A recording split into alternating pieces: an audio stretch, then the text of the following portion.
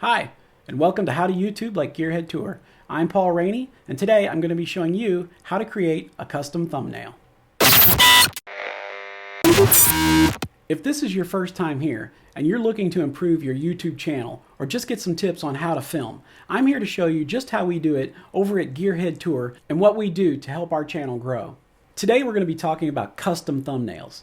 Now, when you upload a video to YouTube, YouTube will give you a few screen grabs. They're usually not very good. You want to have a thumbnail that's going to be compelling, enough to make browsers click on your video, because you can't get subscribers without viewers. We're going to talk about some of the best practices for creating thumbnails. We're going to talk about the content, the color, the size, how you create them, and everything you need to know to get a great looking thumbnail. And we're going to get started by heading right to the computer. Open your web browser and pull up YouTube and go into your channel, which I'm already here. You can see How to YouTube, no subscribers. We just uploaded this video and we want to create a custom thumbnail. The thumbnail is very plain. We're going to want to make this into something more compelling, something a person might want to click on and take a look and see what's there. So we'll start by going over to our little profile image. We'll come down to YouTube Studio. And once we're inside the studio, this is our studio dashboard. You can see this is the only video we've uploaded. Your latest video will always show up right here. But we're going to go ahead and come down here to videos on the left-hand side. And it will populate a list of all your videos. Now, we only have one, so there's only one to see, and it's this one. Within here, you have these icons. When you hover, they pop up. You can watch your video on YouTube. You can go and moderate your comments. You can look at your analytics, and right here, this one says details. I call this the edit. Looks like a little pencil to me, so I'm going to select that, and we're going to go in, and this is where we can edit our thumbnail. Actually, you can edit your entire video details here, the description, the title, all kinds of things. But right down here in this section, you see thumbnail.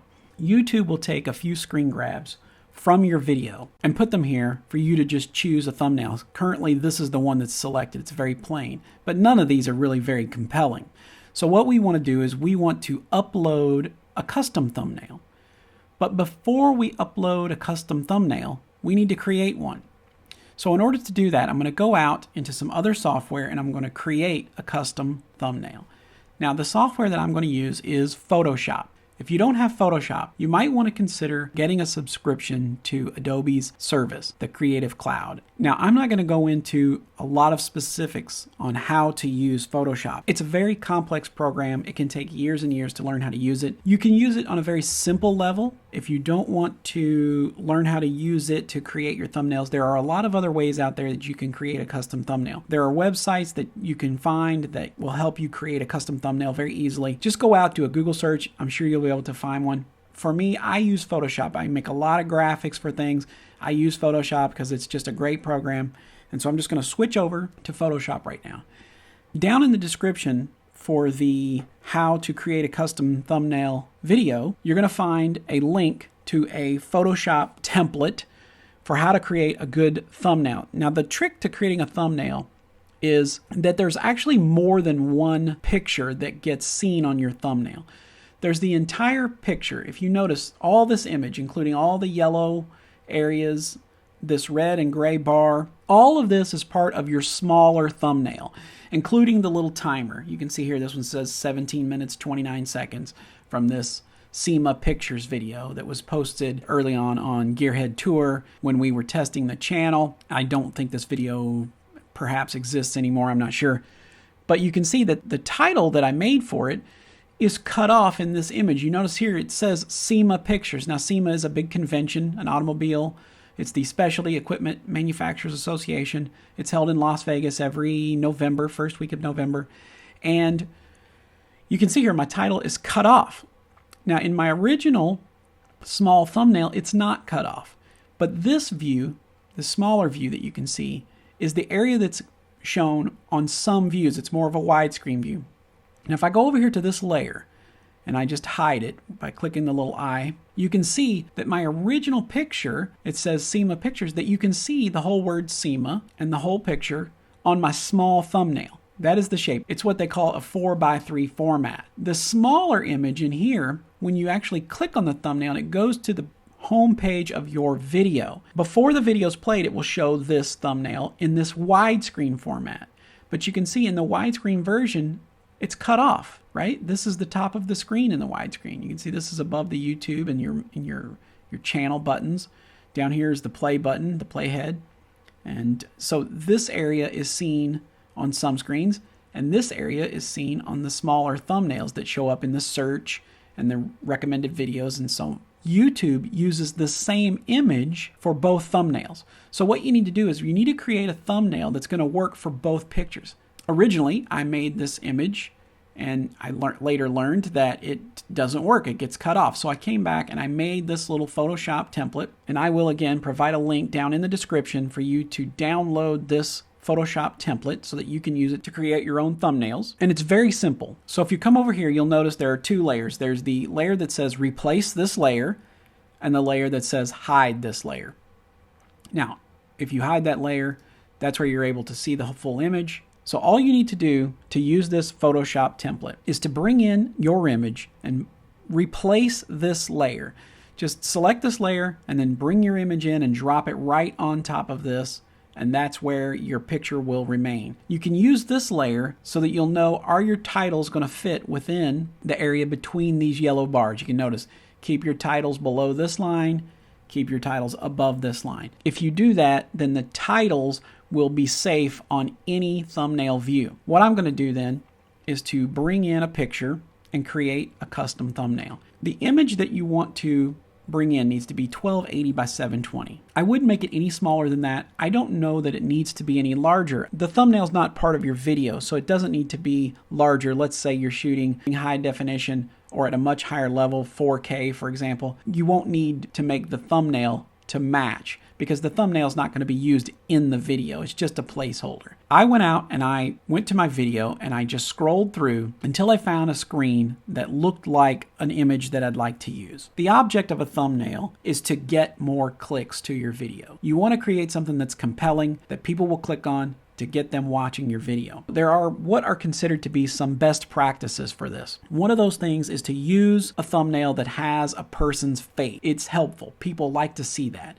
The face needs to fill up a good portion of the screen. It can't be real small because you got to remember, these thumbnails on the small view are, basically like the size of a postage stamp. They're very small on the screen. The details need to be big enough that people can see what's going on. The best practices say use an image of a face. Use a face that's expressing some kind of emotion. Many times, if you can, use an image where the person is making eye contact with the camera. Like I said, I went to my video. I pulled up my YouTube video on how to create a YouTube channel, and I pulled it up full screen. Came to a frame where I liked the picture and decided, okay, this is what I'm going to use for my thumbnail. And I just took a screen capture. Now, if you don't know how to do a screen capture, you can go out there and Google it. Maybe I'll do a video on that sometime down the road. Grab yourself that thumbnail. Now, I already did this, and I'm going to open it. I saved it to my desktop. So I'm just going to open that screenshot. And here it is. This is the image I'm going to use as the background of my custom thumbnail. Select this whole image. I'm going to copy it and take it over into that other layer. You can see it. When I opened this up, it created a separate tab. On a Macintosh, to select this entire image, all you need to do is hit the Command key and the letter A, and that will select all. You can see what they call the marching ants, right? This shows you what area is now selected within the image. Now I'm going to copy this, and the shortcut for that is the Command button and the letter C for copy. Conversely, you can come up here to Edit and go down to Copy, and there you see there's the Command C. But we've already copied it, so we don't need to do that. We're going to click on the layer where it says replace this layer, and then we're going to hit the Command key and the letter V, and that will paste the image in. You can also come up, Edit, and Paste. Same thing, Command V. You'll notice that the image pasted, but the image I brought in is much bigger than 1280 by 720, so we need to resize it. So what I want to do is I'm going to first zoom out because I know this image is much bigger than this screen, so I want to be able to see all the corners. I'll grab the zoom tool and I'll come over here and I'll press down on the Option key on a Mac, and you'll notice that the plus turns to a minus. And if you click on that, it makes the image smaller and smaller and smaller and smaller. The more you click it, the smaller it gets. So now I click on my layer 1. We don't really need to rename this, but since we're here, I'll go ahead and do this, and I'll just call this background, let's say, and we'll rename that layer. That's temporary. Okay, and then we'll come over here and we want to hit Edit and Transform, and then we're going to transform the scale. Now the shortcut for this is to just hit the Command key and the letter T. And what you'll get is this bounding box you can see here outlined in blue. And you just grab a hold of those corners and shrink this image down. Now I'm going to shrink it until I see an area of the image that I'd like to use. And I'd say somewhere around, oh, maybe like right there. And then I'll just hit enter.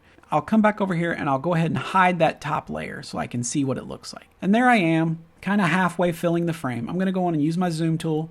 I'm going to zoom back in so it's easier to work on here. And now the next thing I want to do is I want to make my person here, which is me, stand out a little bit from the background. So what I'm going to do is I'm going to outline my body in order to give it a little bit of contrast. So I'm going to go over, I'm going to choose a color. We have yellow selected. That seems like that would work pretty well. And I'm just going to go up and grab the brush tool. I'm going to choose a size. I think a size somewhere, an image like this, probably somewhere around, oh, I don't know, 18 or 20 or 19 will work. And just come over here and start building. And I'm just going to trace all the way around my body, right? We'll clean up the edges when we get finished. But just come to each one of these little edges, and I'm going to draw all the way around. Now I'm going to fast forward this video so you don't have to watch me do all this. Okay, now you can see I've completely outlined my shape. What I'm going to do next is take the background, which is the wall here in my office, and I want to blur that out. I want that to be less interest to anyone who's looking at the video. So it's going to be real easy to do that. We'll come over and grab the magic wand tool. Now it's going to be the fourth one down.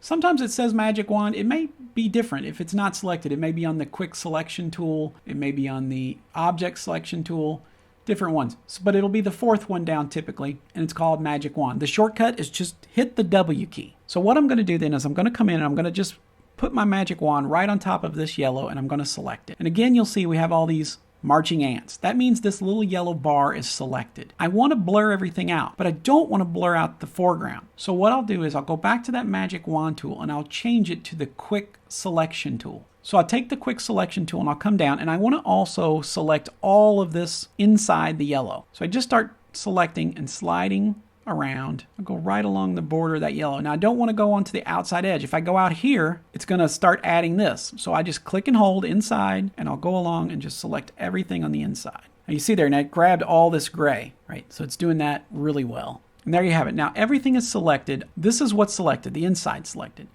You just right click your mouse and go down and hit select inverse. Now the outside is selected. Filter, blur, lens blur. And I'm just going to add a little bit of blur right here in the radius. I'm just going to increase that a little bit. And you can see the background becoming more and more blurry. I think that looks pretty good. I'll just come up and hit OK. So now the background is really blurred out. I want to deselect everything. So I can just hit Command D. So far, I'm kind of popping out on the screen. It looks pretty good. Background's kind of boring. Nobody's going to be looking back there. But I want to add some text. I need to choose something that's going to stand out. I also need to pick something that's going to have a nice look, colors that match, that work together. And here's a way you can do that. I'm going to go back to my web browser, and I will put a link in the description to this tool here. It's from Sessions College for Professional Design, and it's a thing called a color calculator. And what we want to do is we want to use colors that work together. We know I've chosen a yellow, pretty bright yellow. So I'm going to come over here in that area of bright yellow and select that. And then I'm going to choose some colors to use as a background for my text. But I need to know what's going to look good with that yellow outline. Now this color calculator will tell you different color harmonies. For example, complementary. What's a color that goes with yellow? A lot of people already know that it's going to be a color that's directly across on the color wheel. We're using the yellow, so we know now that I'm going to need at least 3 colors. So you'll notice here, now monochromatic would give you another yellow that works together with it well. Analogous is colors that are near each other on the color wheel. So you'll notice these are all just kind of right on the other side. And these colors will work together well in a design. Split complementary gives you 3 colors. Triadic gives you 3 colors. Tetradic would give you 4 colors. I think I'll use this red, yellow, and blue. These are sort of primary colors. They look nice. They're going to really stand out on the screen. So these are the colors I'm going to use. I have FFD904. Now, if I wanted to really narrow this down even better, I could go back to Photoshop, figure out what color this is. I grab my little eyedropper. You just hit the little color box here, come over with the eyedropper and click right inside that yellow. And you'll notice down here, it gives me the code FF FF00. Let's go back to our color chart and we'll type in FF00. And now you can see that those colors have been updated and they've changed quite a bit. They're a little more primary color. So again, I'm going to use these primary colors, the red, yellow, and blue. They're going to really stand out. And it gives me the codes. FFF00 is the yellow that we're using. FFF 4 zeros is the red, and 4 zeros FF is the blue. So let's go back and let's create an object. Let's use the red. Now that red code was FF and 4 zeros. So we'll just come over here, we'll type FF0000, and that gives us our red. Then I'm going to come down here, I'm going to use the rectangle tool, and I'm going to create a rectangle.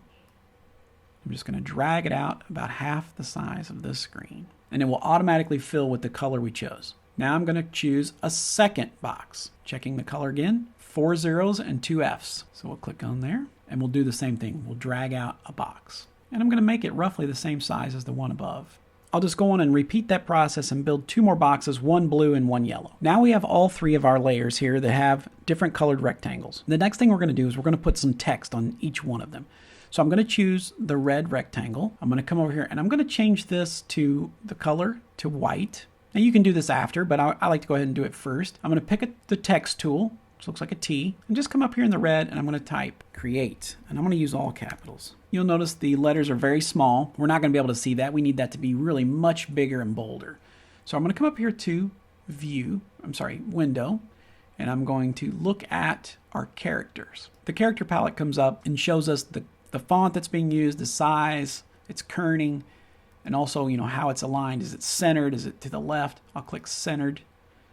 I'll go back to character. Now I'm going to move it here. So we've got it centered up in the box. Obviously, this is far too small. And obviously, it's not bold enough. I want to use something that's a really bold font. So I'm going to go with this one here. It looks like Active Grotesque. And I'm going to make it pretty big. Let's make it 144. There you go. Really big. And I'll just take that and move it up in there and just kind of center it in the box. Now I'm going to select the blue layer and I'm going to make similar text right on top of it. And then finally, we're going to choose the yellow layer. We're going to do the same thing, but this time I don't think white is going to show up on the yellow so good. So I'm going to switch it. I'm going to hit this little arrow, flip-flop the black and white, and I'm going to make the text black. So just go down, same thing, and we'll just type thumbnails.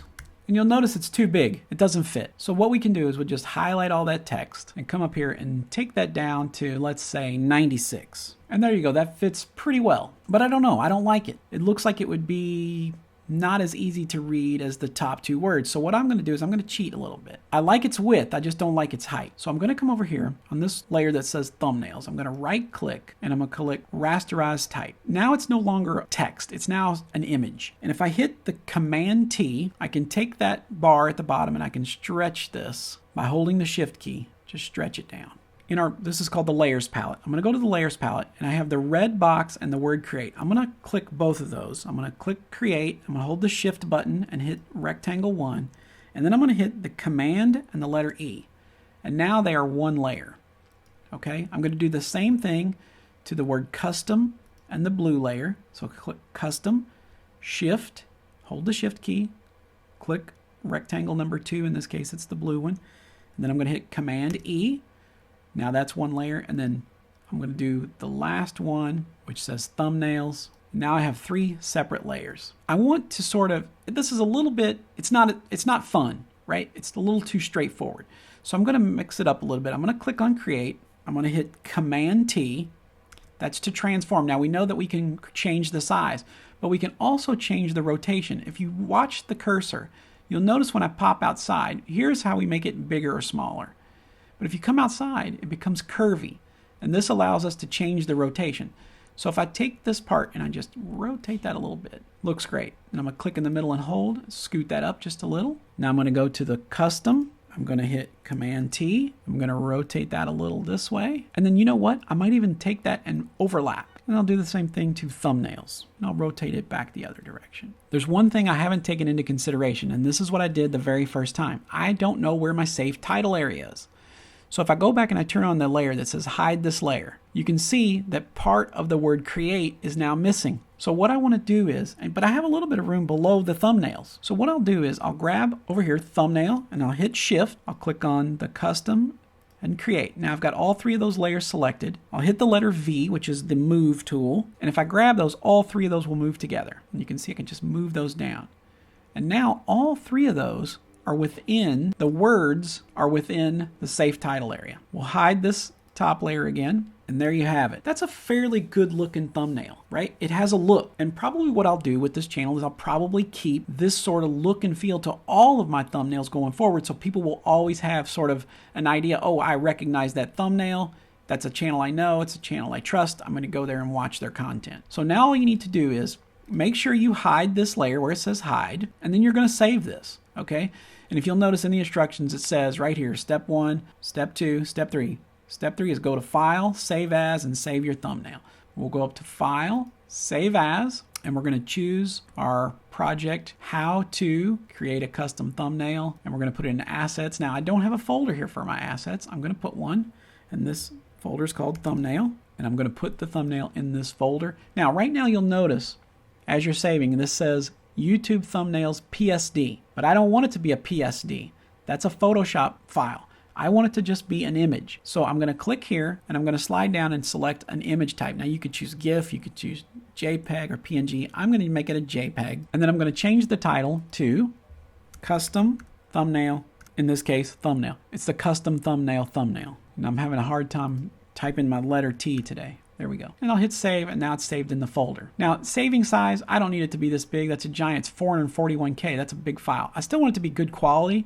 So I'll crank it down to like still high quality on level 8, but it makes it, you know, less than half. Now if we go back to our YouTube page where we have the upload thumbnail, this is where it gets easy. Once you've created the thumbnail, it's very easy. Just hit upload thumbnail, and then you're going to find that file and you're going to upload. And there it is. Create custom thumbnails. And look how this looks so much better than either of these options that YouTube gave us. Okay, once that's all done, we go up and we hit save, and you're finished. If we go back to view our channel, you can now see that our thumbnail looks fantastic. Tell us in the comments what you think of our new thumbnail. If you have any questions, you can put them there too. And be sure to stick around and check out some of our other videos. Don't forget, subscribe, click the little bell, and you'll get notified anytime we have new videos. See you next time.